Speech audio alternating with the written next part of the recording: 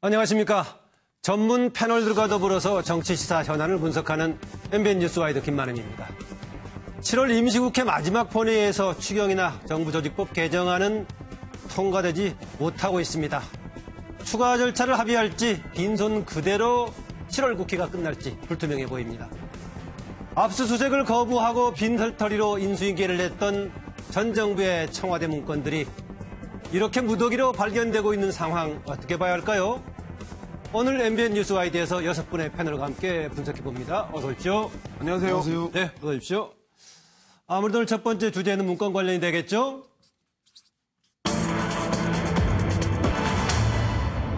훨씬 더 세다는 캐비닛 문건, 안종범 수첩과의 차이는 이런 주제입니다. 더 번외를 보죠. 더 센 게 온다. 무슨 내용 담겼나? 현재까지는 지난주 금요일 날 14일 날 청와대가 브리핑을 했던 300여 건에 의해서 어제 오후에 나왔던 1361건. 앞으로 그때 나오는 대로 국민들에게 공개하겠다라고 했기 때문에 아마 가능성이 더 있어 보입니다. 박근혜 전 정부에서 나왔던 건데 어제 발표를 하면서 박수현 대변인이 14일 날 했던 공개 자료보다 이번 건이 훨씬 더 세다. 아마 세다는 의미는 국정농단과 관련된 논란을 뒷받침하는 센 자료들이 들어있다 그런 얘기일 겁니다. 그리고 몇 가지 내용들 어제 200 몇 개를 분석을 했고 오늘 지금 더 추가로 나머지 1000개 이상을 계속해서 이제 분류 분석을 한다는 건데요. 상식적으로 누가 봐도 불법이 아닌가 하는 내용도 포함되어 있다 이렇게 브리핑을 했습니다. 청와대 이제 각 시를 전수조사에 나서고 있는데 이후로 더 나올 가능성도 있다라는 얘기입니다. 그런데 홍남기 이거 중간에 나왔던 문서에 대해서는 당시 정무기획비서관이었던 홍남기 현재 국무조정실장이죠. 실장 홍남기 실장이 문건 일부 내가 작성한 것이다. 당시 기록관이 따로 있었던 것이 아니기 때문에 기획비서관이었던 자신이 당시에 작성한 거다 이렇게 얘기가 나오고 있습니다. 계속해서 열리는 지금 결국은 기존 청와대 활동과 관련돼서 나오고 있는 화수분이 아니냐 이런 얘기까지 나오고 있습니다. 기억하시겠지만은 2번에 걸쳐서 진행이 됐던 압수수색을 계속 막았죠. 그리고 인수인계를 하면서 10장 한 장이 달랑 넘겨졌었고 컴퓨터 파일은 하드가 모두 포매팅되어 있는 그런 상황이었습니다. 그런데 이렇게 많이 발견되고 있는 상황 어떻게 볼 것인가? 과연 이걸로 비춰봤을 때 박근혜 정부의 청와대는 어땠나라는 질문을 먼저 던집니다. 영상 보겠습니다. 7월 3일 한 캐비닛에서 이전 정부 민정비서관실에서 생산한 문건을 발견했습니다. 300종에 육박합니다.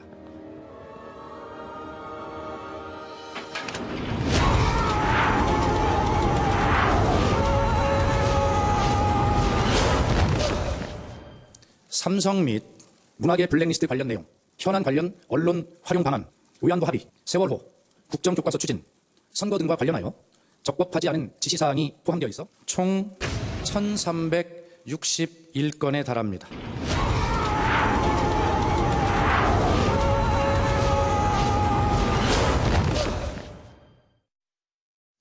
예, 이렇게 무대기로 나오고 있는 서류에 지금 놀래서 넘어지는 모습을 지금 패러디를 한 건데 혹시 어디서 나온 건지 아시는 분 있습니까?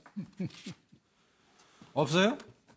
오늘 영화 전문가 차명진 의원이 나왔으면 알 건데요. 혹시 짐 캐리가 나오는 브루스 올마이티라는 그 영화에서 나온 제목인데 지금 그걸 딱 보고 파일에서 쭉 지금 계속해서 무더기로 이제 문건들이 나오는 걸 보고 박수현 대변인을 넣어놨습니다. 물론 놀란 사람은 박수현 대변인만 놀란 것이 아니라 관련 당사자들인 박근혜 전 대통령이나 우병우 전 민정수석도 많이 놀랐겠죠? 그렇겠죠. 예, 이것에 비춰봤을 때 당시 청와대는 어땠나라는 질문이었습니다. 네, 고영식 교수님. 어쨌든 민정비서관실에서 나온 게 300건. 네.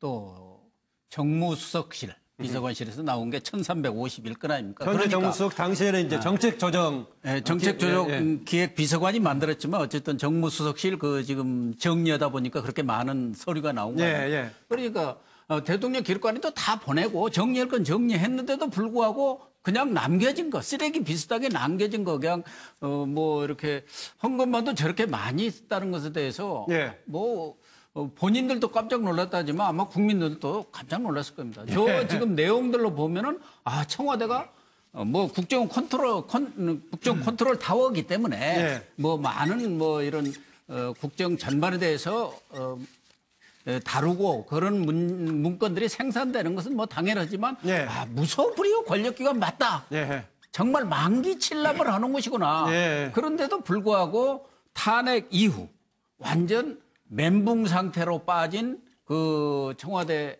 이런 참모들이 예. 어떻게 보면 일패도지하는 그런 상황 속에서 정말 오합지졸의 모습을 보였구나. 그러니까 일패도지 오합지졸. 처음에는 만기칠람을 하는 예. 그런 무소불위의 권력을 행사하다가 대통령이 딱 탄핵되고 손 놓아버리니까 완전 오합지졸로 예. 빠져버려요. 그러니까 그 중요한 문서들 폐기를 하든가 말하자면 국가 대통령 기록관으로 보내야 할 문서들도 다 쓰레기통 뭐 그냥 캐비넷에다 두고 나간 거 아닙니까? 도망가듯이 내뺀 거죠.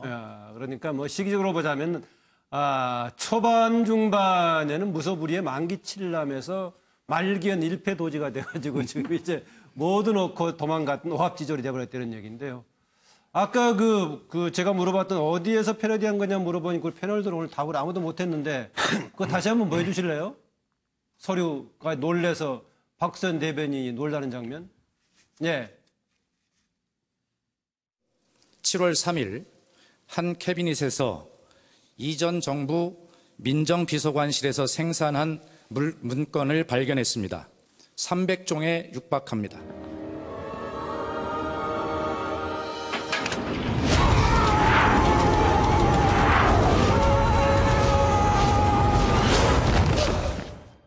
지금까지는 이게 1361건인데 추가로 더 나올 가능성이 있어 보입니다. 이걸로 비춰봤을 때 청와대는 과연 어땠나, 무엇을 하고 있었나, 어떤 식으로 운영이 됐나 이런 얘기입니다. 어성욱 변호사. 저는 이게 그 문건을 보니까요, 세 가지를 적어봤는데, 첫째는 이게 철저하게 공적 시스템이 붕괴가 됐어요. 예. 왜냐면 이 공시스템이 붕괴되면서 비밀 또는 이게 그 비선에 의한 통치, 예. 최순실 외에도 지금 이게 민정실에서 무소불위를 행사하거든요. 예. 그리고 이게 법질서가 완전히 와해됐어요. 아하. 지금 이게 문건을 보면 특히도 이게 그 뭐 위안부 합의 같은 거 있잖아요. 예. 또 이게 세월호 문제 이런 거는 이게 정말 비밀. 왜냐면 국민의 여론을 완전히 그 수렴해야 되는데 비선에 의해서 다 이루어진 거거든요. 그래서 이게 이 세 가지로 서 변호사 한때 박근혜 정부에 대해 상당히 믿음을 보내지 않았나요 혹시?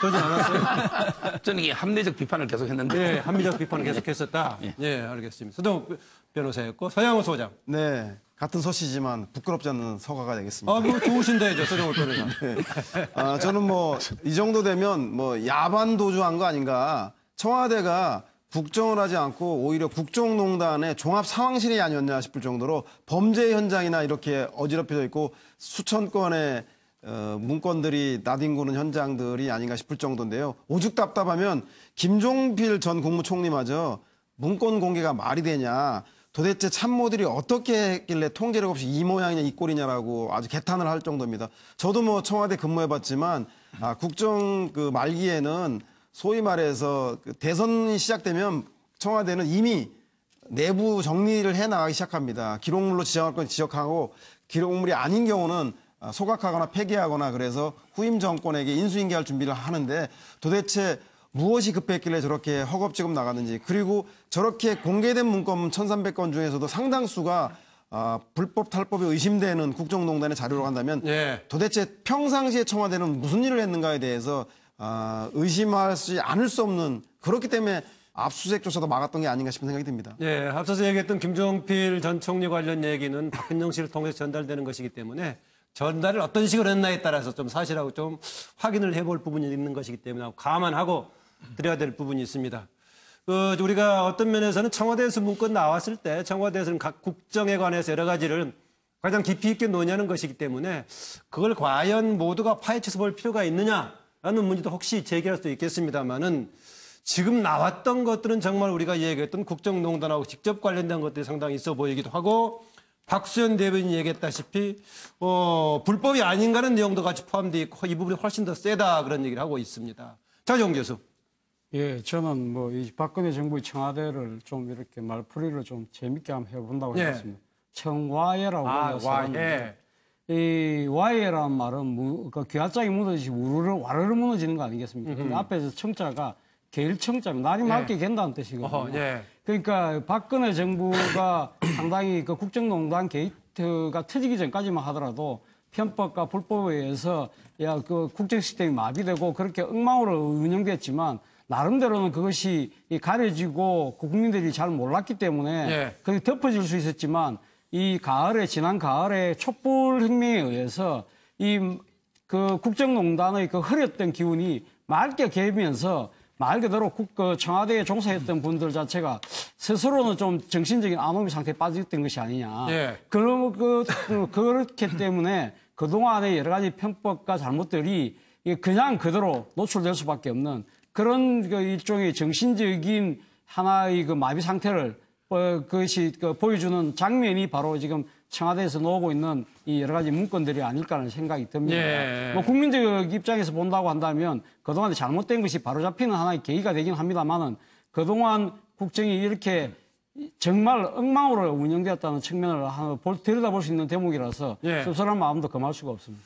네, 우리 패널이 6분이 됩니다만은 패널들이 가지고 여러 가지 특성이 있는데 그중에서 차재원 교수는 이렇게 가끔 이렇게 멋있는 말을 잘 짚는 걸로 주변에서 평가를 하고 있고 서정욱 변호사는 고사 인용을 또 이제 많이 하는데 우리 목청 큰 양문석 회장.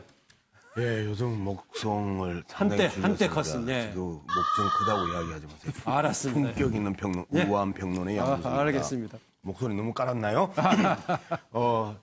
이 국무총리실에 업무감찰팀이 있습니다. 그래서 장차관 방도 아침에 출근을 하는지 안 하는지 체크를 수시로 하고요. 그다음에 장차관이 퇴근한 이후에 장차관 테이블 책상 위에 예. 문건이 있는지, 그다음에 주요한 자료가 있는지, 그다음에 서랍은 잠겼는지 이런 거를 또 체크를 해가지고 나중에 이 지적을 합니다. 국무총리실에서. 근데 이제 저분들이 다 그 모양이네요. 복도와 사무실은 깨끗이 청소했어. 예. 그리고 책상 위에 보이는 건 다 숨겼어.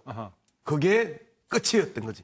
자신의 서랍에 뭐를 넣어놨는지는 일단 총리실이나 그다음에 뭐 청와대 내에서 감찰 일을 하고 있는 민정수석실에서 안 쳐다보니까. 예. 그래서 이제 이렇게 다 숨겨놨는데 그게 다 숨겼다고 생각을 했던 착각을 함으로써 이제 이 사태가 벌어지는데요. 예. 저는 이게 이제 뭐 앞서 이제 서 변호사도 그 이야기를 했고 우리 서 소장도 그 이야기를 했지만 비슷합니다. 만기 칠남의 빛과 그림자가 아주 명징하게 드러나는 사건 아니냐. 아, 두 개를 딱 대비시켰네요. 예, 만기 칠남의 빛이라 하면 이 건에만 소통하고 이 건에 대해서는 아주 열심히 했던 박근혜 대통령의 이 통치 스타일을 보여주는 거고. 하나 제가 추가하면은요. 비선엔 4통. 예, 그렇죠. 비서는 내통, 그다음에 하여튼 이권 개입엔 소통, 예. 이 부분에 대해서 활발하게 했고 그 외에 국익이나 국민을 위한 소통은 안 했다라는 게 이제 그림자인데 한 사람이 빠짐으로써 시스템 전체가 붕괴됐던 것들. 예. 노무현 전 대통령이 끊임없이 이야기했던 시스템 행정이라는 것들을 사실상 박근혜 전 대통령 같은 경우는 완전히 엎어버리면서 시스템 자체를 없애버리고 한 사람에 의한 전 국민의 통치라는 만기칠남의 통치가 어떤 결과를 보여줬는지는 예. 탄핵 전 과정뿐만 아니고 저렇게 문건이 곳곳에서 숨겨져서 드러나는 것까지도 예. 만기칠남의 그림자가 아주 뚜렷이 나타나는 것 아니냐. 예. 이제 어제 대강했던 것은 254건에 관해서 이제 조금 내용을 훑어보고 나서 브리핑을 했던 거고요. 나머지 1107건은 지금 이제 분석이 좀 진행 중이라고 하고 있죠. 청와대 출입을 한 적 있죠? 김건덕 부장? 그래서 뭐 잘 알고 있을 테니까 추가 설명까지 부탁합니다. 네, 그래서 박근혜 정부의 말기의 청와대가 어땠냐, 이제 그거를 질문한 거로 생각이 되는데, 말기라는 건 이제 결국에 탄핵 정국이기 때문에 난파선 분위기입니다. 사실 예. 난파선 분위기이기 때문에 청와대 관계자 모두가 각자 도생 분위기. 내가 혼자 몸을 추스려 보자. 그런 분위기였기 때문에 그러다가 문서가 많이 정리가 됐습니다만은 일부 남는 그런 예. 현상이 벌어졌다고 보는데 각자 도생하려다 보니까 일단 청와대에서 지침이 나왔을 거 아닙니까? 예. 이거는 대통령 기록관으로 넘길 것들을 이렇게 넘겨라 하는 지침이 나왔을 텐데 기록관에 넘길 거는 넘기고 개인적으로 불법으로 원래 파쇄하면 안 됩니다만 불법이나 합법적으로 파쇄를 하는 것들이 있고 예. 딱 정리를 하게 되는데 그러나 100% 청와대를 딱 정리하고 가라는 법은 원래 없어요. 예. 근데 거기에 이제 지침이 나왔는데 늘공무원은 관료 출신 아닙니까? 관료 출신들은 뭐 굳이 박근혜 정부에 충성할 이유가 없기 때문에 예. 그 늘공과 그다음 어공 어쩌다 공무원이 된 이 원래 정치권에 들어간 사람들은 또 나름대로 박근혜 정부와 아이덴티티를 같이 하면서 뭔가 상당히 정리를 했을 거고요. 예. 그다음 거기에 인턴이나 행정요원들은 또 뭐 별 생각이 없었을 거 아닙니까? 그래서 네. 어저께 발견된 것도 보면 행정요원의 정무수석이 행정요원의 책상 캐비넷에서 발견됐어요. 예.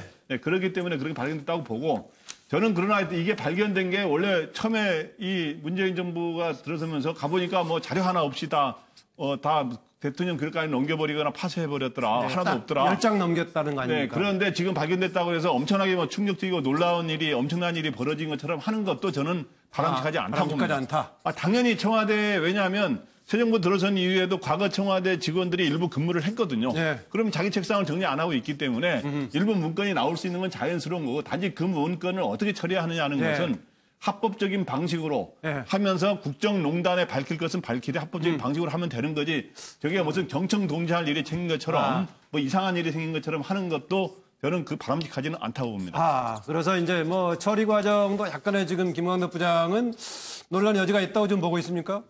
예, 일부 그러니까 앞으로도 정확하게 그 무조건 넘기는 게 잘못됐다는 건 아니고 그런 거를 법에 맞게 잘 처리해야 된다고 봅니다. 당연히 뭐 청와대에서 검토를 했을 걸로 보는데 뭐 일부 야당에서는 문제를 제기하고 있긴 합니다. 아까 양문석 이사장이 다른 보이는 부분 깔끔하게 치우고 갔는데 중요한 부분이 남아있다는 얘기를 했습니다. 그걸 보니까 제가 무슨 생각이 나냐면요. 국정농단이 처음 이렇게 발화되기 시작했던 것이 10월 24일 저녁에 한 방송에서 태블릿 PC에 나와 있던 파일을 보도하면서 그랬는데 당시에 쓰지 않는 사무실에 책상 서랍에서 나왔던 거 아닙니까? 사무실은 다 치우고 갔는데 책상 서랍에서 발견했는데 마치 지금 이제 이번 추가 문건도 캐비넷을 비롯해서 이런 데서 나오고 있는 겁니다. 한때는 여러 가지 지금 국정농단의 수사 과정 또 재판 과정에서 중요한 역할을 하고 있다는 게 안종범 전 수석에 수첩해가지고 사촌이 실록인 이런 표현을 했습니다. 그런데 지금 박수현 대변인 훨씬 더 세다. 이번 게 훨씬 세다라고 얘기하고 있는데 안종범 수첩과 이번에 새로 발견된 문건의 차이점은 무엇인가? 어떤 점에 주목할 것인가? 어떤 가치가 있는 것인가? 이런 질문입니다. 영상 보겠습니다. 정무수석실 내 정무기획비서관실 입구의 행정요원 책상 하단 잠겨진 캐비넷에서 다량의 문건들을 발견하고 현재 분류 작업 중에 있습니다. 문서 중에는 삼성 및 문화계 블랙리스트 관련 내용, 현안 관련 언론 활용 방안 등이 포함되어 있고 위안부 합의, 세월호, 국정교과서 추진, 선거 등과 관련하여 적법하지 않은 지시사항이 포함되어 있어 지난 7월 14일 민정비서관실 발견 문건 조치 절차와 같이 특검에 관련 사본을 제출할 예정이며 원본은 대통령 기록관에 이관 조치할 예정입니다.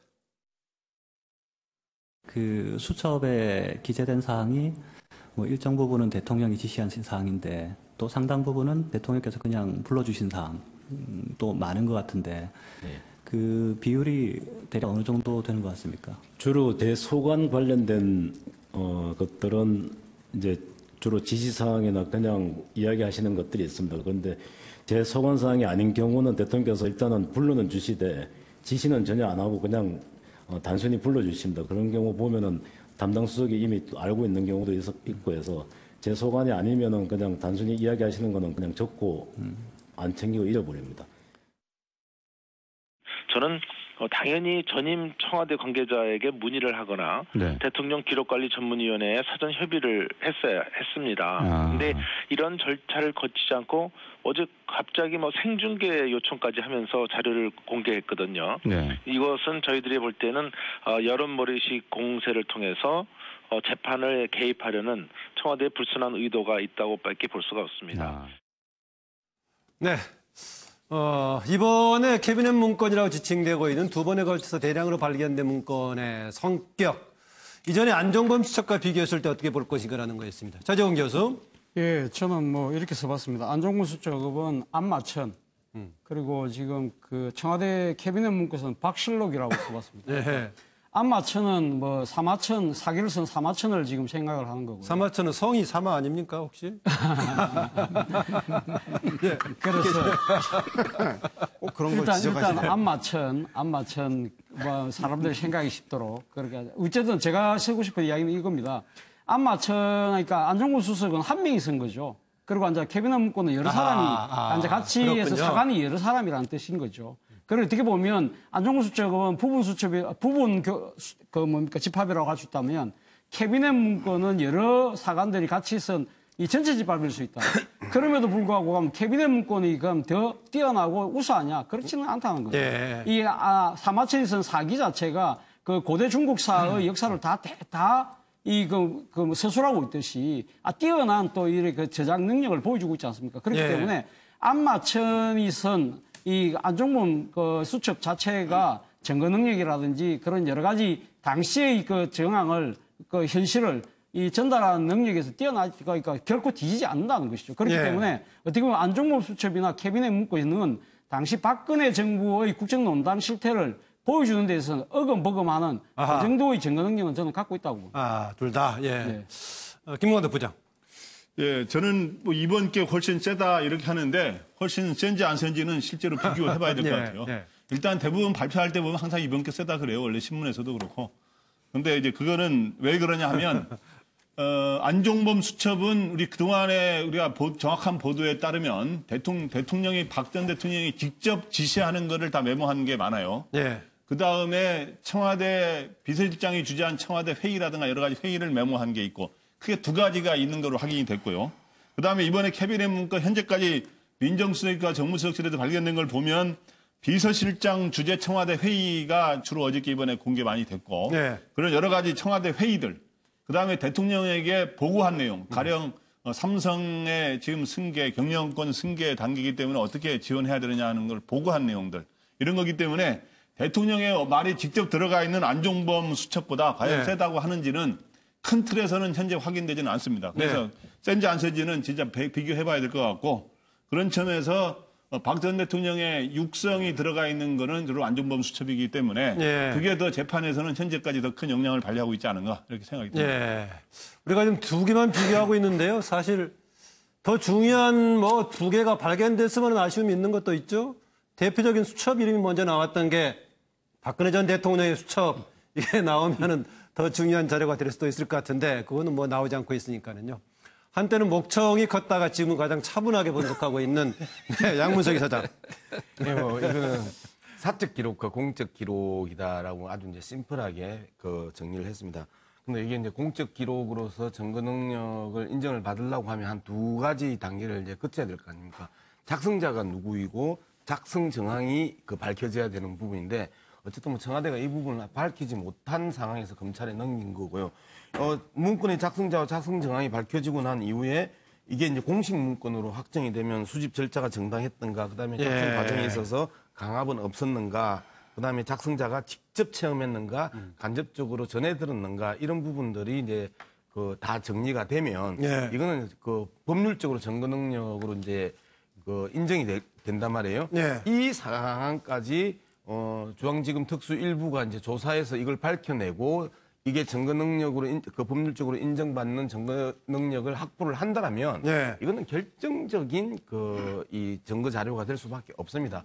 소위 말하는 스모킹건이 될 수밖에 없다라는 측면에서 본다라면 한 사람이 기록한 것과 여러 사람이 여러 사건들을 정리한 공적 기록이 갖고 있는 파괴력은 더 이상 이제 박근혜 대통령과 그 전 대통령과 최순실의 가전 그 핑계나 이런 부분들이 다 예. 그 무력화될 가능성이 높다. 그래서 제가 보기에는 지난해 10월 24일 날 그 태블릿 PC 공개 이후에 가장 결정적인 자료가 나온 것 아니냐 예. 이렇게 보고 있습니다. 그 뭐 약간 표현은 달랐지만 보니까 차재홍 교수가 얘기했던 사마천의 사기에 개인이 썼던 것하고 그다음에 실록이라고 표현했던 거랑 거의 비슷한 분석이네요. 사적 기록과 그렇죠. 공적 기록. 그런데 저는 쉽게 설명을 했고요. 예. 그리고 이제 우리 차재원 교수는 상당히 지적으로 설명을 하려고 하다가 버벅거린 거고. 결정적으로 사마천인데. 알겠습니다. 왜 복성을 갖다가 단성으로 써가지고 예. 없어 보이게. 사실은 그 이 안종범 수첩이 나오고 난 뒤에 일종의 안마천은 일종의 시사 용어처럼 예, 이미 지금 썼다 있는 이거죠. 거고. 예. 그렇기 성이 뭐 때문에, 예. 단 두 자냐 한 자냐는 중요하지 않다. 이미 쓰고 있었다라는 얘기입니다. 네, 세영호 소장. 같은 얘기인데요. 그 안종범 수첩은 승정원 일기 그리고 청와대 문건은 왕조실록이 아닌가 싶은데요. 얘기하고 할 게 있는데 참겠습니다. 계속 얘기하세요. 네, 승정원 일기 아시잖아요. 왕명의 출납에 대해서 그 공식적으로 기록해 놓은 건데, 즉 안종범 수첩은 박근혜 전 대통령의 국정농단에 대한 개인 기록의 성격이 강하고요.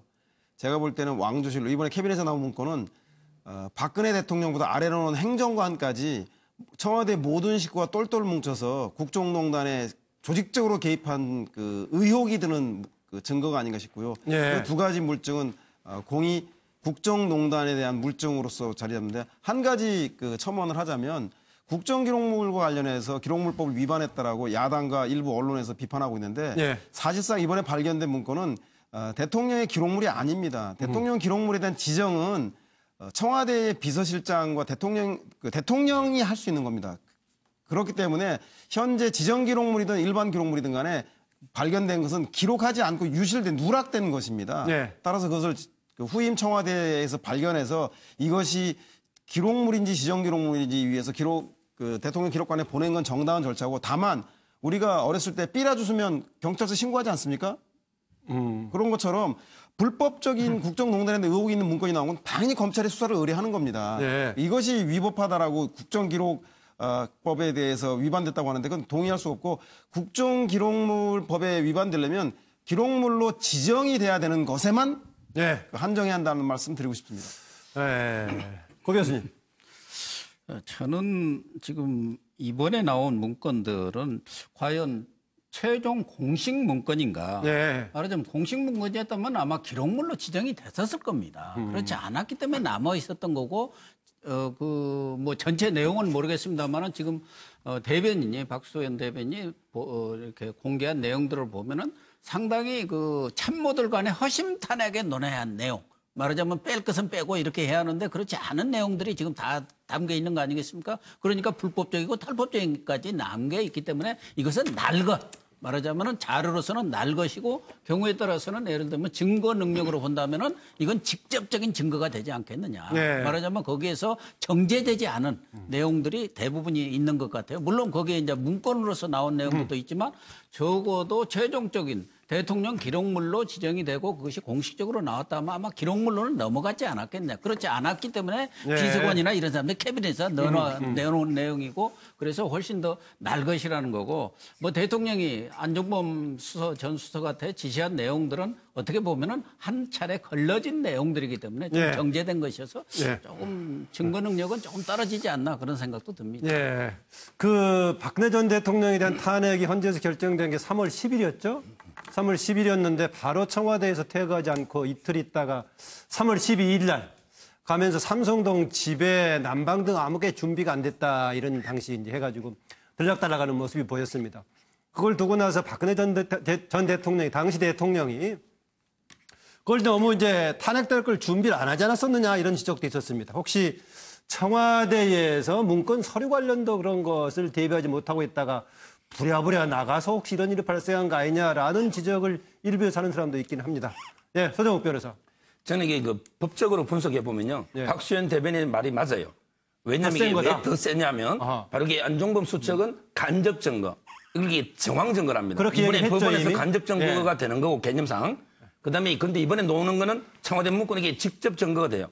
근데 여기서 오해할 게 직접 증거가 간접 증거보다 증명력이 우월한 건 아니에요. 증명력은 똑같아요. 예. 왜냐면 이게 판사 마음이니까 직접 증거를 배척하고 간접 증거를 믿을 수도 있어요. 예. 근데 그건 왜 세냐? 직접 증거는 그대로 판사가 믿으면 바로 이게 유죄가 바로 돼요. 바로 믿으면. 예. 그런데 간접 증거는 한 단계 더 추론해야 됩니다. 간접 사실을 추론해서 직접 사실을 인정해야 되기 때문에 따라서 이게 증거법적으로 보면 훨씬 우월하다. 예. 그래서 이게 블랙리스트나 인사권 남용은 직접 증거가 될 수 있다는 거죠. 예.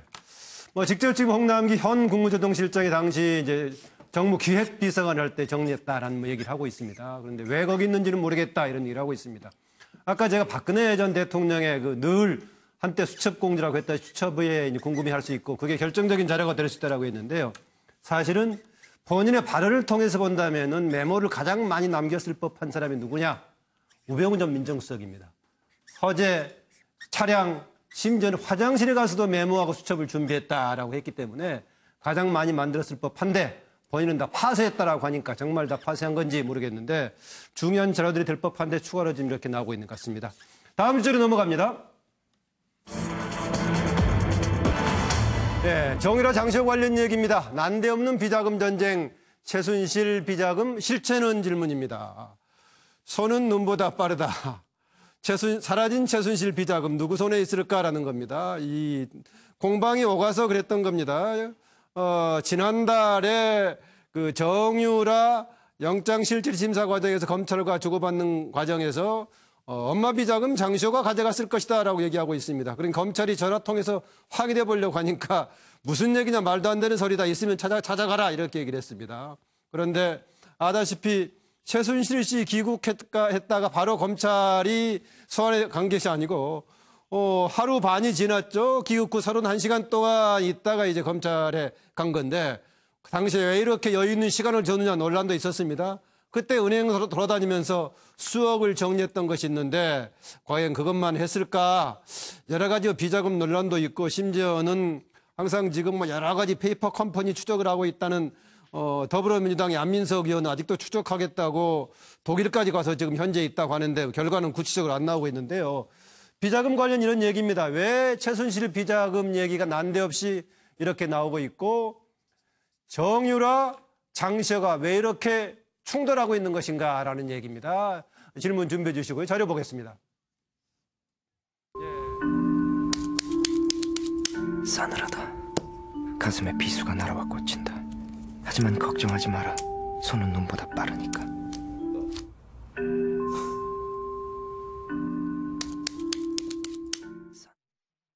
장유라 씨 출산을 제주도에서 한 거 맞습니까? 정유라, 네, 정유라, 맞습니다. 맞습니까? 네. 얘 출산할 때 대통령이 갔습니까? 아니요. 그 이후에도 한 번도 안 갔습니까? 네. 제주도 출산한 이후에 제주도에서 대통령이 장유라 씨를 만난 적이 한 번도 없습니까? 네, 정유라를 만난 적이 없습니다. 정유라를요? 네. 최순실 이모가 최순실 씨가 10월 30일 귀국해서 31시간 호텔에 있었을 때 네. 그때 만났죠. 안 만났습니다. 연락도 안 했습니까? 왔습니다. 공중전화로. 무슨 이야기를 했습니까? 유 의원이랑 잘 부탁한다고 얘기했습니다. 그게 답니까? 네. 그 사촌 언니랑 장시호 씨랑 연락하실 생각 있으세요? 아니요, 없어요. 예. 그래도 가까운 친척인데 왜 연락 안 하시는 거예요? 네? 가까운 친척인데 그래도 연락 한번 저희 지금 아버지랑도 아직 연락을 한 번도 안 해봐서 제가 당분간 저희 얘기만 챙기고 자주. 사촌 언니랑 연락 안 하는 이유가요? 아까 그 재판에서 어머니에 대해서 좀 불리한 지원을 했기 때문인가요? 아니고요. 원래부터 사이가 저는 겁니다.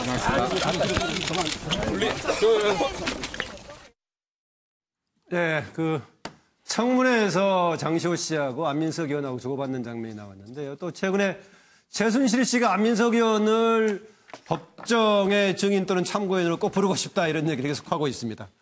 아까 여기 제목이 손은 눈보다 빠르다 했는데 이 그림만 보자면은요. 누가 다 알고 있는 것처럼 보이냐? 아다시피 좀 보여주시죠. 최순실 씨가 전부 주도하고 있는 것처럼 보이죠. 손이 눈보다 빠르다고 하고 있으니까 이건 뭔지 알죠? 지금 이 안에 동전 숨겨가지고 찾게 하는 야박이 하는 겁니다. 그래서 하는 것인데 결국은 누가 가장 잘 알겠습니까? 여기서는 최순실 씨가 잘 아는 모양으로 그림을 그렸는데 과연 그럴지 그럴 가연성이 있어 보이긴 합니다만은 과연 누구한테 있을지 이 와중에 정유라 장시호가 서로 공방을 벌이는 이유는 무엇일까? 왜 그럴까? 라는 얘기입니다. 서정욱 변호사.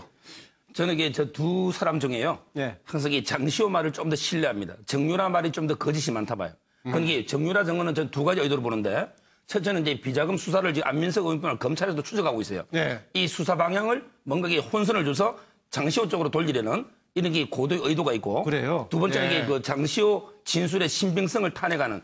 왜냐면 이게 장시호가 최순실이나 본인한테 이게 아주 불리한 정을 하고 있잖아요. 이 진술의 신빙성을 탄핵하는 이런 의도로 보고요. 탄핵한다는 말은 그것을 부인하게 만든단 말이죠. 신빙성을 떨어뜨리는 네, 거죠. 그렇죠. 탄핵한다는 말은. 근데 왜 그러냐면요. 실제 이게 장시호가 전 빙산의 일각, 최순실 비자금의 빙산의 일각은 좀 관리할지 몰라도 예. 저는 이게 전체 몸통은 아니라 봐요. 예. 왜냐하면 만약에 장시호가 전체 최순실의 비자금을 다 관리한다면 절대 이게 폭로 못합니다. 예. 같이 죽거든요. 따라서 이게 저는 극히 일부는 했을지 몰라도 지금 거의 없는데 예. 정유라는 이게 그런 의도로 지금 장시호한테 방향 돌리려 봅니다. 네. 양희 사장. 전 고도의 전략 이야기하는 부분에서 상당히 불편해요. 왜 그러냐면 뭐 나라도 앉았고 그러세요. 네. 아니 탄핵 전 과정에 있어서 박근혜 대통령이 아무 말도 안 하고 아무 등장도 안 했습니다. 이게 고도의 전략이라고 막 이 평가를 했는데 네. 아무것도 아닌 허풍이었단 말이에요. 그다음에 최순실이 이야기하는 고도의 전략 법정에서나 그다음에 검사실에서의 고도의 전략이 있었는가? 아무것도 없습니다. 잡아 떼는 것 빼고 아무것도 아주 단순한 세포처럼 네. 대응을 해왔단 말이에요. 그렇다면 오히려 전략은 장시호가 있었죠. 네. 일정하게 불어주고 자기 나가서 챙기는 거. 요거는 전략이에요. 그러면 정유라는 전략이 있느냐? 정유라도 전략이 없단 말이에요. 네. 엄마하고 전략이 없는데 엄마가 고도의 전략이 없는데 네. 우기고 부인하고 개기는 거. 요거 빼고는 기본적인 전략이 하나도 네. 보이지 않는데 무슨 근거로 저들에게 고도의 전략이 있는 것처럼 평론을 하는지 이해가 못하겠다. 네. 오히려 재산 싸움입니다. 해외 재산은 최순실이 독일에서 들어오기 전에 해외 재산은 거의 다 정유라한테 넘겨줬고 정유라가 그 돈으로 덴마크나 저쪽으로 도망 다니고 했던 그런 비용들이 가능했고 그다음에 또 다른 데로 이민 가려고 했던 예. 그런 부분들로 보면 정유라는 해외 재산을 다 가지고 있어요. 예. 그리고 장시호는 최순실의 국내 재산을 다 가지고 나는 있다고 봅니다. 유언장은 있는데 왜 근거는 없을까요? 유언장은 있는데 사라진 근거는 없었다. 그다음에 공중전화로 전화해서 유라와 손자를 부탁해. 그러면 맨 입으로 부탁이 되나? 뭔가를 가감하게 떼줬기 때문에 그리고 내역을 알고 있기 때문에 최순실은 장시호한테 딸과 손자를 부탁해 할 수 있는 거잖아요. 그럼 이 싸움은 왜 벌어졌느냐? 네. 정유라의 욕심이죠. 해외 재산은 자기가 다 장악을 했어요. 그리고 장시호가 떼먹고 숨겨놓은 국내 재산 내 거야. 줘라고 하니까 그래 배째라. 네. 그 이야기잖아요. 다 찾아서 가져가 배째라 이런 뜻이거든요. 다시 벌림이 살아나네요. 지금. 예. 그런 측면에서 본다면 이거는 살모사 가족이 서로의 살집을 뜯어먹는 과정에 있어서 예. 그 결과가 최종적인 목표물은 돈이었다. 예. 비자금이었다는 거죠. 저도 비슷한데요. 결국은 두 분이서 지금 서정욱 변호사 얘기를 이른바 아까 영어로 탄핵을 하려고 하네요. 쩐의 전쟁이다. 그렇게 네. 봅니다. 단순하게 보면 돈의 전쟁. 네. 그러니까 최순실이가 와서 31시간, 31시간의 미스터리가 있지 않습니까? 그 시간에 뭐 했죠? 돈 찾은 거예요. 그래서 장시호한테 특검 받으면서 그 삼성동 2층에 돈 이렇게 돈 놔뒀으니까 그거 가지고 유라도 좀 돕고 애들도 좀 돌봐달라 그랬었는데 그러면은 최순실 입장에서 장시호한테 자기 비자금을 다 맡길 리가 없지 않습니까? 네. 두 가지가 있잖아요. 하나는 그 금고가 2개나 있었어요. 또 그동안 보도에 따르면은 그 재산 관리를 하는 안모요 비서라는 사람이 있었고 또 맹모 변호사라는 또 집사 변호사가 있었어요. 그동안 네. 말하자면 최순실을 아주 지근거리에서 보좌해온 사람으로 네. 두 사람이 있었기 때문에 적어도 최순실 씨가 국내에 있던 비자금 이 부분에 대해서도 분산해 놨을 것이다. 예, 예. 적어도 그 가운데에서 삼성동에 있었던 돈 말하자면 삼성동 2층에 있었던 돈 정도는 장시호가 꿀꺽했을 거 아닌가. 예, 예. 그 돈 내놔. 그런데 장시호 입장에서는 증거 어디가 있냐. 증거 내놔라. 그리고 정유라는 내 돈. 그것도 내 돈이야 결국은. 예. 그러니까 내 돈 내놔. 그런 거 아니겠나. 그런 생각이 들어서 결국은 이 두 사촌 간의 예. 그 싸움은 쩌는 전쟁일 뿐이다. 저는 그렇게 봅니다. 예, 뭐 당시 국회에서 특위위원장을 맡았던 김성태 의원도 아까 그 자막에 나왔다시피 화면에 나왔다시피 최순실 비자금이 유럽의 떠도는 것 정황상 틀림없다라고 김성태 의원까지 같이 얘기하고 있는데요. 아직 확인된 것은 아닌데 여러 가지 주장들은 지금 나오고 있는 것 같습니다. 심지어는 이전에 나왔던, 심지어는 유신 시대 때부터 해가지고 최태민 씨의 돈이 어디 흘러갔나 이런 얘기가 한때는 특검에서 그것도 수사의 대상으로 삼을 거다라고 했었는데 거기까지는 좀 미치지를 못했고요. 다른 분 나머지 이어주시죠. 예. 최순실 비자금을 놓고 왜 정유라 장시호가 대립하나? 이게 지금 질문이었습니다. 질문인데 저는 아까 청와대에서가 각자 도생, 탄핵 정부에서 각자 도생하느라고 정신 없었다 그랬는데 최 씨 일가의 각자 도생 싸움이다. 이렇게 보는데 그 장시 배신과 배반의 싸움이다. 이렇게 저는 규정했습니다. 장시호는 배신이고 정유라는 배반인데 어떻게 다르죠? 배신과 배반이 어느 쪽이 더 센 건지 아십니까? 배반. 근데 사전 찾아보니까 비슷한 것 같아요. 왜 물어봐요?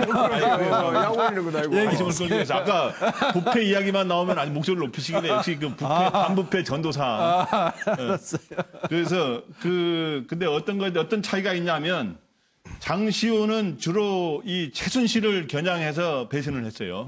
네? 최순실을 등을 돌리는 배신을 했는데 이 지금 정유라는 그걸 배워가지고 저기 한 단계 더 방위를 넓혀가지고 전방위로 최순실 자기 어머니를 향해서도 배신을 하고 그 다음에 저 장시호를 향해서도 배신을 하고 그래서 쌍 배신을 했기 때문에 그게 더 세다. 자충우돌을 해서 제가 배반이라고 했습니다. 그래서 이 배신과 배반의 싸움이 계속 치열하게 전개될 거로 해서. 그러면 박근혜 전 대통령은 굉장히 센 말을 썼네요. 덜 약한 말을 썼을 까요? 배신의 정치가 더 셌을까요? 배반의 정치가 셌을까요? 예, 그래서 이 원래 조폭사에서도 보면 옛날 영화에 빼빼빼 하면서 이렇게 나오는 게 있잖아요. 조폭사에서도 조폭이 한번 그 조직이 무너질 때는 배신과 배반이 아주. 그렇겠군요. 보니까 각자 도생을 서양호 소장도 같이 썼네요. 네. 뭐 저는 최순실의 손자병법, 최순실의 전략적인 고도의 전략, 저는 동의하지 않고요. 아마도 지금 나오고 있는 게 재판부라든가 검찰 수사 과정에서 나온 거 아니겠습니까? 돈에 의해서 국권이 유지되던 삼각동맹은 이제 최순실, 정유라, 장시호의 동맹은 깨지고 아마도 구속을 염두에 두고 나서 특검과 재판부에 누가 더 이 문제의 근본 주범인지에 대해서 불리한 증언을 하기 위해서 이렇게 얘기하는 거라서 제가 볼 때는 감방 문턱 앞에서 가족에도 친지에도 아무것도 없고 오로지 나만 살겠다고 하는 각자 도생을 보여주는 한 단면이 아닌가 씁쓸하기만 합니다. 네, 차재원 교수. 예, 저는 왕자의 게임 시즌 3라고 써봤는데요. 왕자의 게임이라는 거 아십니까? 그 게임스 오브 스론스라고 있습니다. 이번에 시즌 7이 개봉합니다. 그래서 뭐 국내에 상당히 또 여러 각 매니아들이 뭐 그 지금 기다리고 있는데요. 저는 뭐 이 가족들을 둘러싼 여러 가지 이야기들을 보면서 이런 생각이 들더라고요. 왕자의 게임을 지금 벌이고 있는 것이 아니냐. 최태민 씨가 왕자라는 그러니까 왕의 이 자리를 하나 만들었다고 한다면 당시 박정희 전 대통령 옆에서 권력이 기생하면서 거기서 비자금을 챙기고 이래서 상당히 돈을 챙기고 그 이대인 최순실 씨가 말 그대로 돈도 챙기고 권력까지 챙기는 완벽한 왕의 자리를 만들었죠. 이제 지금은 이제 최순실 씨가 이제 지금 그 영의 몸이 되면서 다음은 제3세대로 지금 넘어가는 게 그 양상인 거죠. 그렇다고 한다면 지금 뭐 들리는 말에 의한다고 한다면 뭐 해외 숨겨놓은 재산이 1조에 뭐 달한다는 이야기까지 오고 있는 상황이라고 한다면 이 왕자를 제3세대가 어느 누구도 포기할 수가 없는 겁니다. 그렇다고 한다면 이 왕자의 게임에서 누가 왕의 자리를 차지할 것인가를 놓고 사촌 간에 피 터지는 전쟁을 할 수밖에 없는 상황이 아닌가. 그런 측면에서 왕자의 게임 시즌 3라고. 지금 얘기한 대로 심지어는 뭐 1조 이상까지 나온다고 하면 그 정도가 아니고 기천억이 된다고 하더라도 정말 왕자의 게임에 빗댈 수 있는 그런 게임일 수도 있겠군요. 아까 우리가 얘기하는 도중에 고도의 전략이라고 하는 것이 좀 과하다라는 해석도 있었고요. 그렇습니다. 우리가 사실 어떤 것을 1단계 하는 것을 고도의 전략이 있다고 봐주면 3단계가 돼버리는데 어떨지 모르겠는데 이번에 정유라의 행동을 두고 최순실과 관련이 된 고도의 전략이다. 아니면 그냥 독자 행동이다. 연루된 고도의 전략이라고 보는 사람은 O를 해주시고요. 그냥 개인의 독자 행동이다. X를 해주십시오.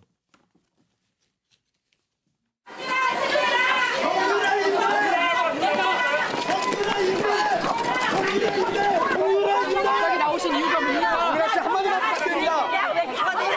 유라야, 그냥 가라. 말하지 말아라. 유라야.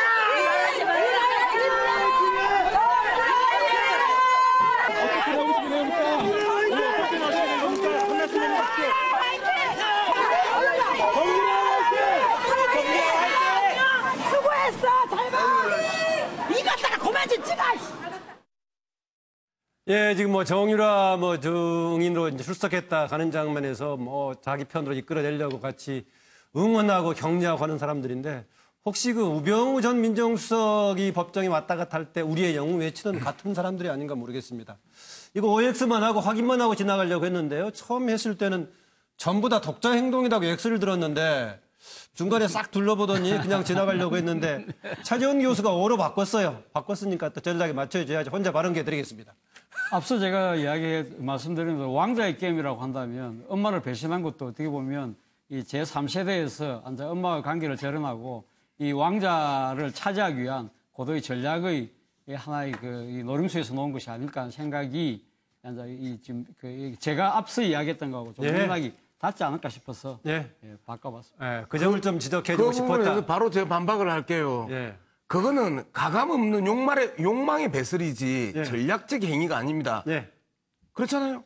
알겠습니다. 근데 그 욕망의 배설도 전개되는 과정을 보면 최태민, 최순실, 장시호로 이어지는 그 맥이 이렇게 이어져 왔던 거 아닙니까? 그러니까 장시호에 대한 상당한 신뢰를 최순실 씨가 끊임없이 주었던 거고 그래서 돈 관리라든가 여러 문제들을 협의를 하고 동계 스포츠 센터까지 만들어서 장시호를 키워준 걸로 보면은 오히려 왕자 게임이라면 오히려 장시호 쪽에 최씨 일가로 보면 장시호 쪽에 말하자면은 정통성을 더 부여한 거 아닌가 하는 생각이 들어요. 정유라는 좀 어린애 비슷하지 않습니까? 제가 서정욱 변호사한테 짧게 추가 발언 기회를 드리겠습니다. 발언 기회를 주는 이유는 알겠죠? 아까 서정욱 변호사가 먼저 얘기를 했는데 서 변호사 얘기를 여러 사람이 탄핵을 하더라고요. 아까 그 용어로 쓰자면은. 그래서 발언을 이렇게 드리겠습니다. 제가 보기에 그 최순실의 지금 고도의 전략이라고 질문했잖아요. 근데 최순실의 전략이라 하기에는 도를 넘었어요. 이 말이 법정의 정언이 최순실한테 결정적으로 불리한 점이 너무 많았기 때문에 저는 이게 고도의 전략이라고 안 보는 거고요. 그런데 아까 그 비자금 있잖아요. 이거는 이게 장시호가 만약에 비자금을 가지고 있다가 써버리면 최순실이 가만히 있겠어요? 바로 이게 고소하고 행정 다 처벌됩니다. 저는 이게 지금 장시호는 극히 일부는 있을지 몰라도 썼을지 몰라도 거의 몸통이 극히 일부고 거의 없다고 저는 봅니다. 다음 주제로 넘어가겠습니다. 다음 주제 보여주시죠. 정치하드 이슈 남겨진 문건 의원 청와대에 또 고민은 뭔가. 남겨진 침대 처리. 이게 고민거리인지 모르겠습니다. 조금 보기로 하죠. 판넬을 보죠. 이 물건을 어찌할꼬. 박근혜 전 대통령의 침대 처리가 과연 고민거리인가라는 겁니다. 전에 국정감사 과정에서 19대 때 나왔죠. 청와대에서 물품 구입했던 가격을 당시 최민희 의원이 파악하다가 나왔던 얘기인데요. 침대가 3개 구입했던 걸로 몇 달 차이로요. 475만 원짜리가 있었고 669만 원짜리가 있었고 80만 원짜리가 있는데 이번에 특히 논란이 되고 있는 게 가운데 이렇게 669만 원짜리 얘기입니다. 그런데 이거 어떻게 처리할 것인가? 당연히 처리해서 중고품으로 팔 수도 있는 것인데 청와대 얘기는 팔다니 너무 가격이 내려갈 것 같고 전 대통령 것을 또 함부로 이거 어떻게 처리할 것인가 애매하다라는 것인데 저는 그래도 처리하면 된다는 생각도 있는데요. 이런 얘기가 나오고 있다라고 보도가 나오니까 여기 화면에 나오죠? 신동욱 박근영 씨 남편입니다. 신동욱 씨 정당이란 조직이 있나 모르겠는데 표현되면은 공화당 총재로 나오던데요. 저한테 주십시오. 제 시골집에 갖다 놓겠습니다. 얘기하고 있고 또 박사모 그룹들에서는 박근혜 전 대통령의 침대 주면 갑으로 모시겠다 이런저런 얘기하고 있고요. 당시 청와대 문건 구입 비품 목록을 가지고 국정감사 과정에서 지적했던 최민희 의원, 전 의원이 됐죠 이제. 이거 전시해야 된다. 국정농단 반면 교사로 전시해야 된다 이런 얘기하고 있고요. 이 와중에서 지금 문재인 대통령 청와대 개인 비품은 개인에 구입하는데 김정숙 여사 개인 카드로 침대에 구입했다 이런저런 얘기가 나왔습니다. 카드 액수가 부족해서 확인했다는 얘기가 나오고 있는데 또 최민희 의원 당시 의원이 했던 국정감사 과정에 했던 것 중에서 쓰레기통 항목으로 적혀 있었던 것이 90만 원짜리 나와 있어가지고 논란이 됐습니다. 그런데 실제로 90만 원짜리가 쓰레기통이었다기보다는 비품 목록으로 적시하기가 확실치가 않아서 그냥 쓰레기통 항목이 하다 보니까 그게 90만 원이 됐다 이런 얘기였습니다. 그래서 길게 갈 필요는 없을 것 같습니다. 짧게 한 30초 이내로요. 이거 어떻게 처리하는 게 좋겠는가라는 것을 패널 얘기를 듣고자 합니다. 자료 조금 더 보겠습니다. 가장 믿기 어려운 부분은 객실에 조명등 2개와 스크린 형태의 장막을 설치했다는 대목이다. 대통령이 머리 손질과 화장을 하는 곳에 곳은 대낮처럼 밝아야 하며 대통령이 거울 보는 것의 뒤편에 흰 장막을 쳐서 거울 속에 대통령의 모습이 비칠 때 다른 사물이 보이지 않도록 해야 한다라는 주문이 있었다. 이런 내용들을 보면 대통령의 정신 상태에 대해서 청와대 주치의들이 뭔가 검진이라든지 이 부분에 대한 평가 시스템이 있어야 될 것 같은데, 자, 이병석 증인, 그런 부분에 대해서 관심을 가지고 지켜보신 부분이 있습니까? 제가 배웠을 때는 뭐 어떤 정신건강의학적 측면에서 봤을 때 저는 뭐 거기 전문 지식을 갖고 있지는 않지만 제가 배웠을 때는 일반 정상인과 그렇게 크게 다르다는 걸 못 느꼈습니다. 청와대의 이제 본관 2층에 집무실이 대통령 집무실이고 네, 항상 맞습니다. 본관이. 1층에는 영부인 집무실이 있습니다. 예, 예. 그 영부인 집무실에 비어 있어요. 본관 1층에 1층. 영부인 집무실. 집무실이 있었어요. 예, 과거에는 예. 역대 대통령 예, 보면. 예. 그러니까 영부인께서 그 1층에 와서 있으면 거기 또 제2부속실이 거기 또 거기 같이 이제 같이 뭐 있고 도와드리고 꼭 하는 관제에만 있는 거 아니에요. 일부에서는 그 방을 최순실이 사용했다는 의혹이 있습니다. 본관을요? 본관 1층 그 영부인 집무실. 예. 이거 어떻게 처리하면 좋겠는가 패널들의 의견을 짧게 듣고 마무리할까 합니다. 서정욱 변호사. 저는 이게 고민할 필요 없이 그냥 법과 원칙에 따라 처리하면 돼요. 원칙을 얘기해 주세요. 그래서 이게 적어놨습니다. 3단계로. 바로 이게 공용 폐지를 일단 이게 행정재산으로 돼 있어요. 따라서 이게 일반 재산으로 공용 폐지한 다음에 최대의 그래서 공매를 붙이면 제가 보기에 기념으로 더 비싸게 사는 사람도 있을 그럴 거예요. 가능성도 있어 보입니다. 공매 붙이면 제일 이익이 되잖아. 최대 이익이 원칙. 법 그다음에 절차가 국고구속. 있다. 이런 절차로 거쳐야 돼. 그래서 공매 붙이는 쪽으로 가면 좋겠다라는 얘기고요. 양문석 이사장. 제가 그 그래, 법과 얘기하세요. 원칙보다는 제 생각에 법과 원칙대로 하는 것도 좋지만 제 생각에는 이건 역사의 교훈으로 삼아야 되지 않겠습니까? 이 그 경복궁 그러니까 바로 앞에 강화문 바로 앞에 대한민국 역사박물관이 있죠.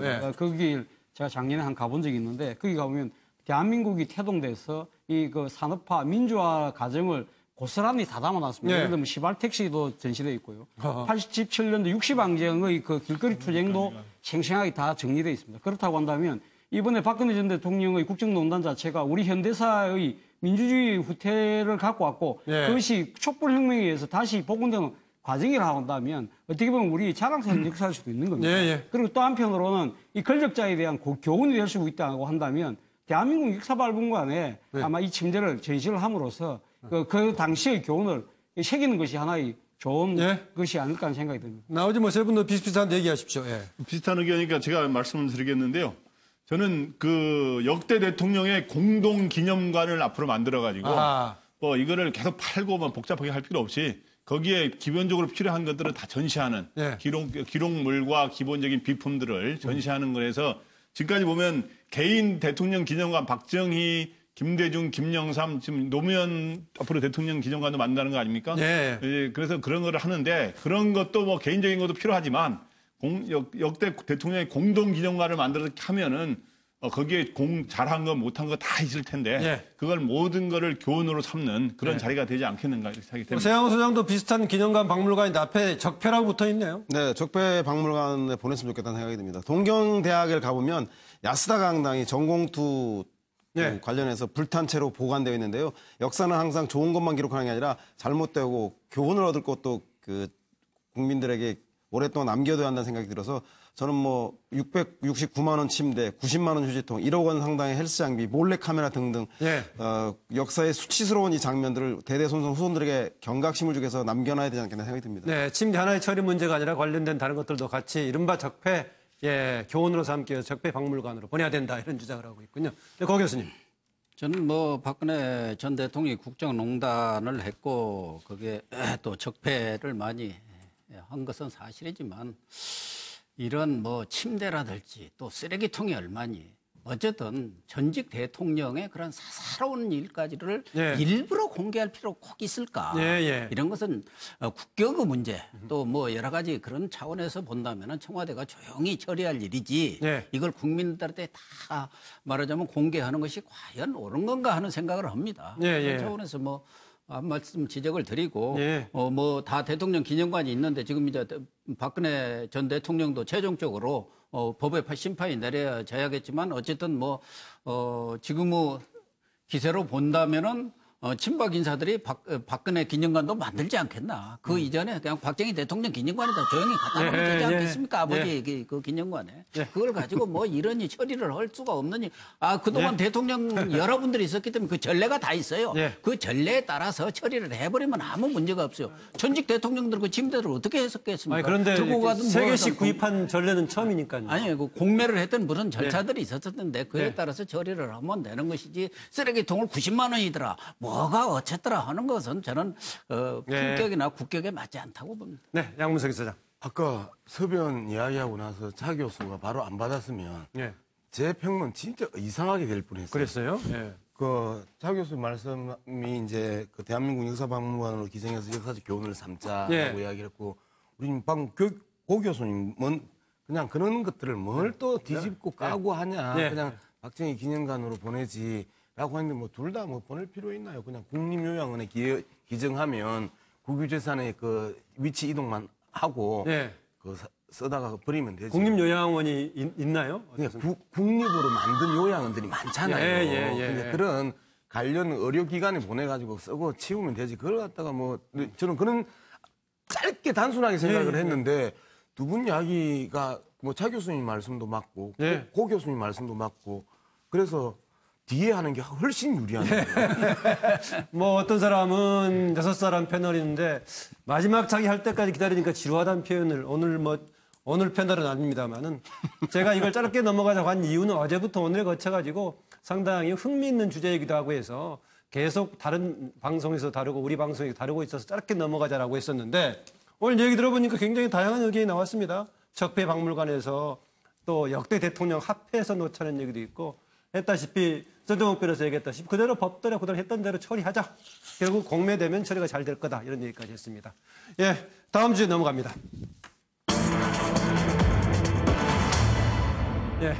우병우 전 수석 깐깐한 분인데 무능에도 죄는 없다 물음표입니다. 민정수석의 과연 역할이란 무엇인가라는 것입니다.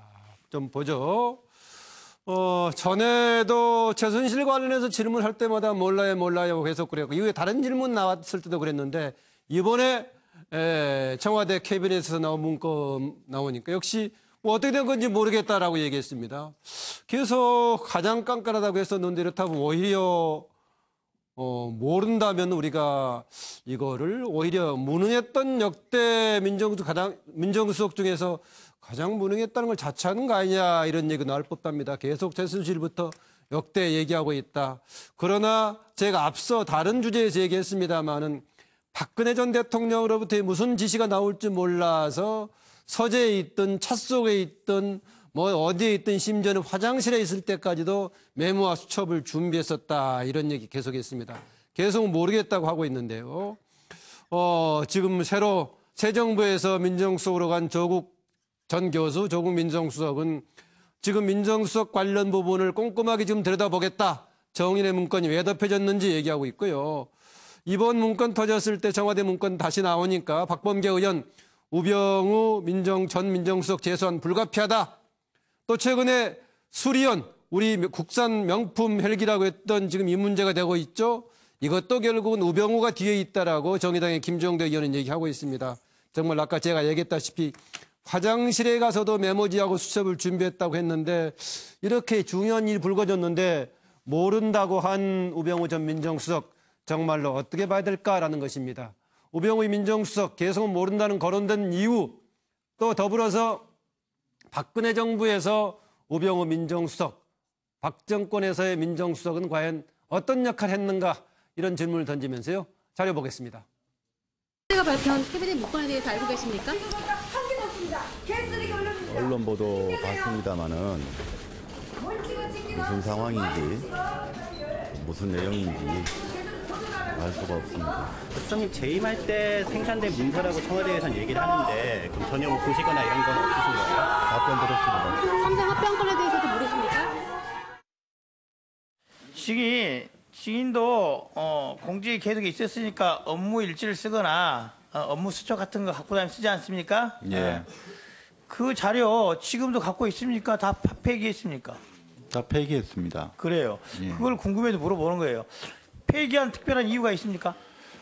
청와대에서 제가 생각하기에는 제가 직접 수기로 쓴 업무일지든 아니면 생산한 문건이든 사실은 가지고 나오면 안 된다고 생각합니다. 그래서 저는 업무일지 한 권 쓰면 이렇게 파쇄하고 다음 권 쓰고 그렇게 했습니다. 하여튼 검사들은 가족회사 자금 유용한 거에 대해서 인정하십니까?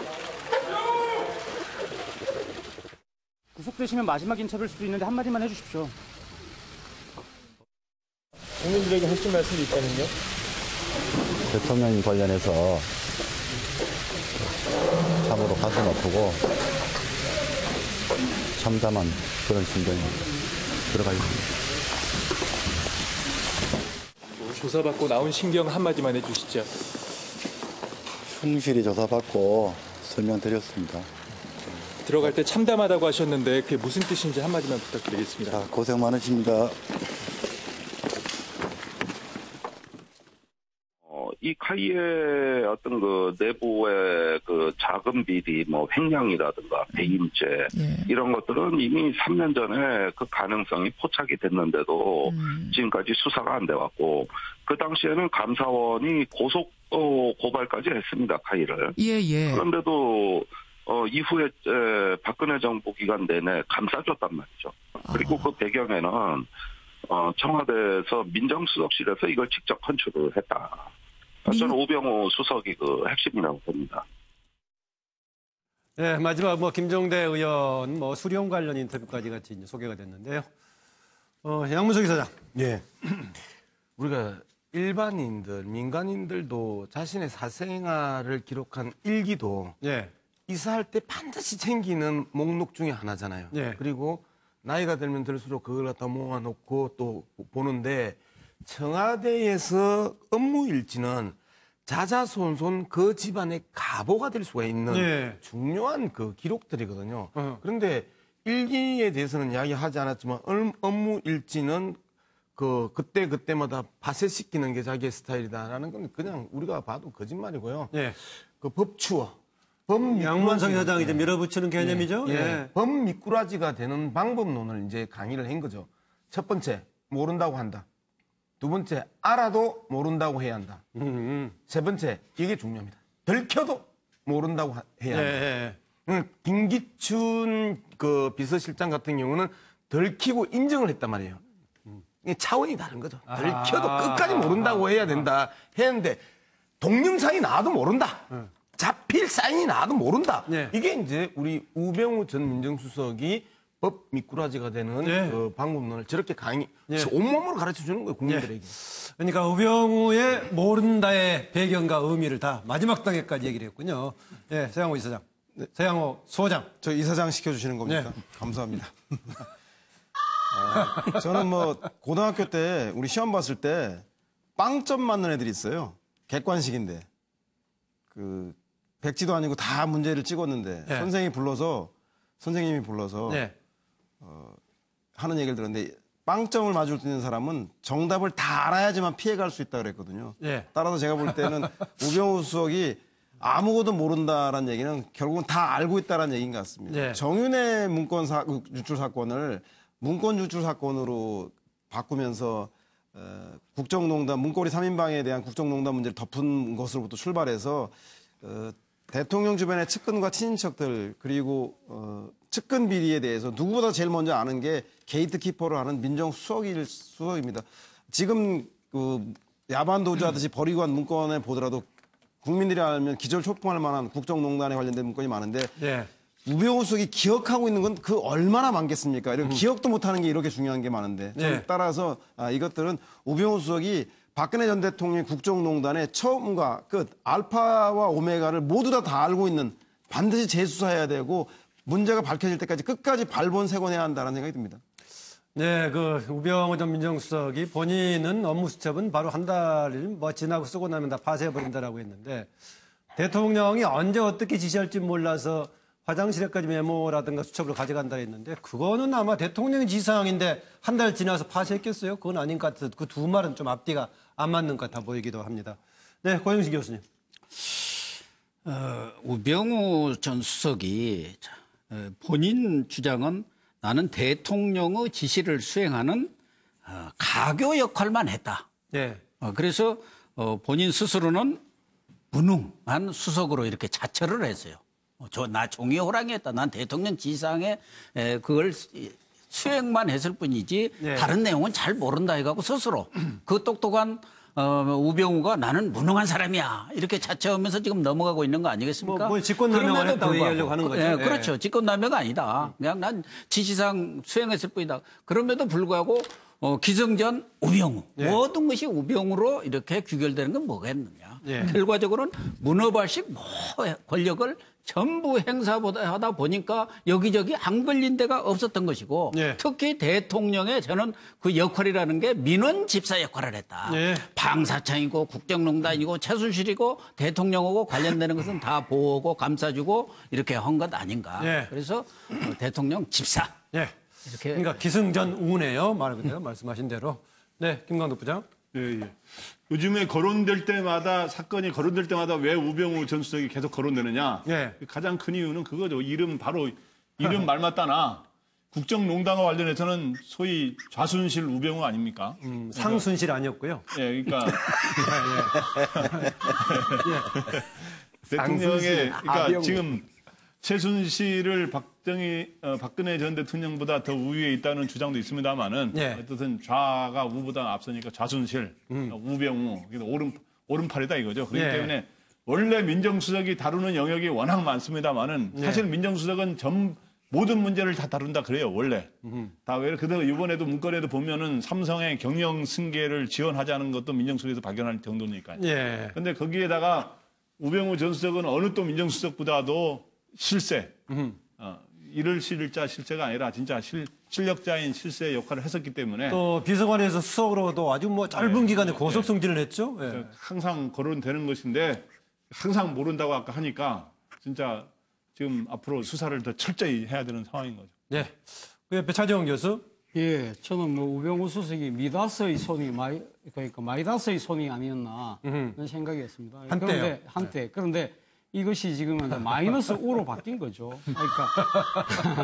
그러니까 마이다스 손이라는 건 뭐 그리스 신화에 나오듯이 그 손만 대면 모든 거 황금으로 변한다. 그렇기 때문에 모든 사람들이 선망하는 그런 금력과 권력의 상징으로 볼 수 있는 것이죠.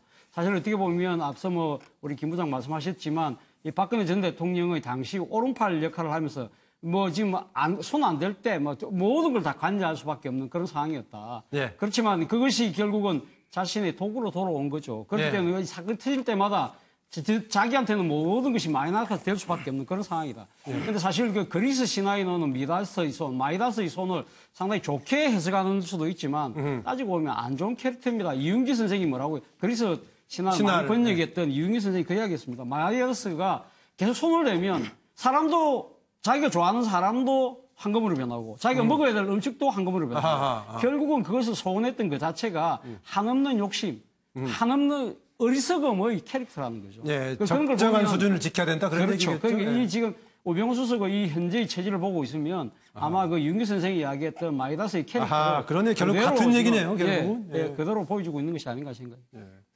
그런데 왜 아까 그 까마귀가 첫 번째는 제대로 울고 두 번째는 목이면 막혀버렸어요. 이번에 서정욱 변호사 할 때는 까마귀 좀 제대로 나오게 해주세요. 저는 이게 그 최근에 그 대통령 변호인단 한번 보니까 대통령이 가장 좋아하는 사람이 유영아, 그다음에 우병우라고 하더라고요. 예. 근데 제가 보기에 두 명의 법조인이 저도 지금 그 법조이지만 대통령 그 변호인단에 좀 아는 사람들이 좀 있죠. 예. 그래서 이게 제가 보기에 가장 저는 책임자가 법조인 두 명. 뭐 유영아 변호사 일단 빼더라도 우병우 수석은 이게 민정이라는 게 원래 뭡니까? 바로 이게 백성의 민심을 살펴서 직언하는 이게 원래 역할이에요. 그런데 그동안에 주로 이제 검찰 통제 뭐 이런 역할이죠. 그렇죠. 예. 근데 우병우 수석은 국민의 여론을 왜곡하고 철저하게 눈과 귀를 가렸거든요. 예. 가장 대표적인 게 국정농단 처음 터졌을 때 이걸 갖다가 은폐하고 이렇게 대처하면 된다 이런 식으로 다 이게 지휘를 했잖아요. 대통령 지금 그 변호인 박근혜 전 대통령 변호인들도 되게 지금 우석에 대해서 그런 느낌을 좀 가지고 있는 것 같아요. 그렇죠. 이게 초기 대응을 조언을 그저 꼬리 자르기로 은폐 이런 식으로 이게 조언을 했지 않습니까? 우병우 수석이 처음부터 이게 국민의 여론을 촛불 민심을 제대로 살펴서 직언했다면 이렇게 불행한 정권이 됐겠습니까? 그러니까 민정수석이 제 역할을 제대로 했으면 오히려 박근혜 전 대통령도 이 상황으로 가지 않았고 그렇죠. 다른 방향으로 갈 수도 있었을 것이다. 그렇죠. 저는 그래서 그 두 분의 책임이 크다고 본 거예요. 아하, 굉장히 중요한 대목을 지적해 주는 것 같네요. 아까 결과적으로는 아까 그 차재원 교수가 얘기했던 거 마이너스의 손처럼 보였었는데 마이너스 우란 얘기가 오히려 정부 결국 국가적으로 손해를 끼쳤던 그런 상황을 만들게 된 거 아니냐. 뭐 이런 지적이 일리가 있어 보이기도 합니다. 예, 주제 넘어갑니다. 명품 헬기라더니 엔진 얼고 비세고 수리원은 항상 수리 중. 그 앞에 수리원은 물론 그 수리자가 아닙니다만은 수리원은 항상 수리 중. 보죠. 1조 3천억 들였는데 비세는 명품 헬기 떨고 있는 사람들은 누구일까? 책임자들 얘기하는 거겠죠. 우리 한 노영희 변호사는 여기저기 새는 것을 두고 나서 뭐 샤워기 같다라는 이런 표현까지 썼는데요.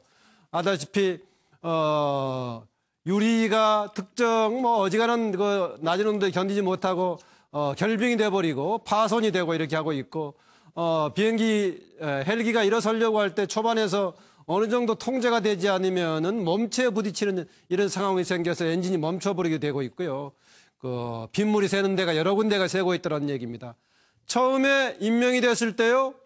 여기 지금 우리 패널로 나오고 있는 차명진 X 얘기가 나오고 있는데요. 이름이 똑같고 발음이 애매하니까는 차명진 전 의원이 이 방사청장에 임명된 줄 알고 김기춘 전 실장이 전화까지 와가지고 얘기했다는 얘기 아마 그 자료가 있지 않나요? 혹시 있다 좀 있으면 좀 보여주시고요. 그래서 한때 방사청장에 차명진 임명된 거 아닌 이런 얘기 나와서 표시했는데 장명진 방사청장 박근혜 전 대통령하고 대학 동기로서 도시락을 같이 까먹을 정도로 이렇게 아주 정말 도시락 친구라고 할 정도로 친했던 그런 관계다 해서 한참 논란이 됐습니다. 현재 상황에서 장명진 청장 등 3명에 대해서 지금 수사 요청을 해온 상황인데 이렇게 이미 3년 전부터 이런 문제가 돼 있다가 나왔었는데 이걸 왜 시작했을 때 지금까지 이렇게 처음부터 보자면 5년째가 되는 것이죠. 왜 이렇게 방치했을까라는 질문을 봅니다. 자료 보겠습니다. 얼마 전 차명진 의원이 전화를 하나 받았다고 합니다. 전화 저 너머로 목소리는 김기춘 청와대 비서실장이었다고 합니다. 방위사업청장을 맡아주세요 라는 전화가 왔다고 해서 차명진 의원이 내가 왜 방위사업청장이지? 저는 문외한인데요 라고 했더니 대통령께 보고까지 되었습니다 라는 이야기를 했다는 겁니다. 그래서 김문수 지사와 상의해보겠다라고 했더니 김문수는 무슨 김문수라고 하면서 전화를 잘못 걸었네 라고 뚝 끊어졌다고 합니다. 도대체 이게 무슨 일입니까? 청와대에서는 인사를 어떻게 하는 것입니까? 최근 들어 방산비리가 참 심각하죠. 네, 거기에 아주 대표적인 사례가 어떤 거라고 봅니까? 하도 많아가지고서 뭐 어떤 하도 많아. 수리온 전력화는 우리 국방과학기술의 우수성을 대내외에 입증한 쾌거이고 앞으로 우리 군의 항공 전력 강화와 방위산업 수출에도 크게 기여하게 될 것입니다.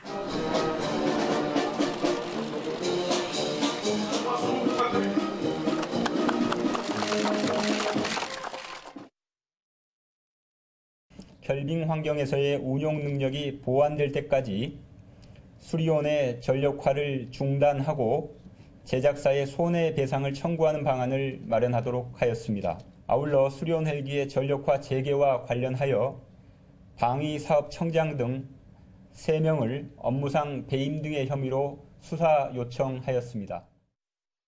방산비리는 단순한 비리를 넘어 안보의 구멍을 뚫는 이적 행위에 해당한다고 생각합니다. 방산비리 척결은 보수와 진보의 문제가 아닌 애국과 비애국의 문제로 더 이상 미룰 수 없는 적배청산 과제입니다. 예, 방산비리는 오히려 국가 안보와 관련된 문제이기 때문에 비리의 주범은 오히려 이적 행위를 한 것이다라고 문재인 대통령이 얘기를 했죠. 아까 수리온은 수리 중이라고 얘기했었는데 거기서 앞에 수리온의 수리는 우리가 독수리할 때 수리 나는 걸 얘기하는 거죠. 원자는 아마 완전체를 겨냥하면서 원을 붙였다라고 얘기하고 있습니다. 그런데 완전히 안 돼가지고 지금 수리 중이다 이런 얘기입니다. 차재원 교수. 예, 뭐 방금 말씀하신 것처럼 그 수리온의 말뜻은 독수리, 맹렬함, 용맹스러움과 온은 저거 100이라는 뜻입니다. 그러니까 100%인데 저 100%가 뭐냐? 국내산 기술 100%라는 겁니다. 그렇기 때문에 수리온이 문제가 생겼을 때 이걸 갖다가 지금 수리온이라고 그러니까 이름을 그렇게 붙이는 바람에 외국의 뛰어난 기술이나 이런 데서 갖고 올 수가 없는 거죠. 부품 대체할 생각을 없고 계속 안에서 우리 자체 기술로만 뭔가를 해야 된다는 생각. 그리고 또 하나는 제가 창조경제라는 말을 썼는데요. 창조경제를 왜 썼느냐. 아까 방금 자료화면에 나왔습니다. 박근혜 당시 대통령이 뭐라고 이야기했습니까? 우리 국방과학기술이 대내에 입증한 캐거라고 그랬거든요. 이것이 일종의 창조경제 상징물이었습니다. 그렇기 때문에 이 실책을 인정하기 싫었다는 거죠. 그러다 보니까 5년 동안 이렇게 방치를 해놓은 거죠. 일종의 교조적인 그런 하나의 캐치프레이즈에 발목이 잡힌 거죠. 창조경제를 상징하면서 더 문제가 일적이 알고 있으면서도 계속 감출 수밖에 없었다. 입막음을 했었다라는 얘기네요. 서양호 소장. 네, 수리온 헬기에 소장입니다. 네, 수리온 헬기에 국민 연세 4,500억 원이 투입됐습니다. 그럼에도 불구하고 여름철에 봄철에는 비 내려서 비가 새서 못 뜨고 겨울에는 결빙 때문에 못 뜨고 아니면 가을 한철 뜨는데 수리온 헬기가 고추 잠자리 다니고 가을 한철 뜬다는 게 말이나 됩니까? 제가 볼 때는 2016년 12월에 수락사고 했었는데 2달 만에 납품을 재개하고 3년 전에 비리가 밝혀졌는데도 정부에서 무마했다는데 방산비리 합동수사안을 통제할 수 있는 건 청와대 민정수석실밖에 없습니다. 아니 나눠 먹을 게 따로 있지 국민의 안보와 생명을 지키는 국방 방산업체 것을 나눠 먹습니까? 이게 나랍니까? 발본색을 해야 됩니다. 알겠습니다. 비가 오는 여름에도 못 쓰고 추운 결빙에서 겨울에도 못 쓰는 가을밖에 못 쓰면 무슨 고추잠자리냐 뭐 이런 오늘 재밌는 지적이었습니다. 김광덕 부장. 예, 저는 방산비리가 진짜 우리 안보를 구멍을 뚫게 하는 진짜 이적행위라고 하는 문 대통령의 그 말은 진짜 옳은 이야기고요. 그 요번에 왜 이러한 것들이 그러면은 이런 수리온 이런 문제들이 방치가 됐느냐. 쉽게 말해서 삼각 비호 세력 이런 체계가 만들어졌기 때문에 그렇게 된 것 같아요. 청와대와 항공우주산업 KAI 그리고 방사청장은 또 마침 대통령의 그 대학교 과 동기 아닙니까? 아까 도시락. 아까 장명진. 그런 식으로 구조가 돼 있어서 비화가 됐고 그러면서 이게 또 이 여기에 나오는 KAI에서 만드는 이런 훈련기 같은 걸 외국에 수출하려다 보니까 내부 문제가 되는 거를 더욱 숨기려고 하는 쉬쉬하는 이런 경향이 생긴 것 같고 또 하나는 플러스 알파를 이야기하자면 감사원이라든가 감사기관이 제때제때 이런 거를 정확하게 공개해야 되는데 그럼 눈치 보게 했다는 데서 문제가 있습니다. 네, 양문석 사장. 예, 저는 정확하게 수리온 비리 1년간 은폐 방치한 감사원을 감사해야 된다는. 감사원을 감사해야 된다. 이 보고서가 이미 10월 2일 날에 그 최종 의결이 됐고요. 작년 11월 22일 날에 발표가 됐는데 이 비 올 때 물 새고 결빙되는 그다음에 엔진 결함 이런 것들 다 은폐를 하고 발표를 했던 게 작년 11월 20일이고 그제 발표한 내용이 똑같은 내용을 원래 내용을 넣어서 발표한 거거든요. 전형적으로 1년간 은폐하고 방치한 감사원에 대해서 명확하게 감사를 해야 하지 않으면 저러한 감사원의 저 비겁한 행태들이 계속 지속될 거라 저 이 부분 지적해야 된다고. 저는 거기서 딱 한 줄만 듣겠습니다. 감사원이든 어디든 이번 이런 수리온 같은 비리를 비호한 세력들에 대해서 철저히 수사해가지고 아주 엄단을 해야 합니다. 감사원이든 뭐든 간에 다 모두 철저하게 수사해서 엄단해야 된다. 오늘 MBN 뉴스와이드 여기서 마칠 것 같습니다. 고맙습니다.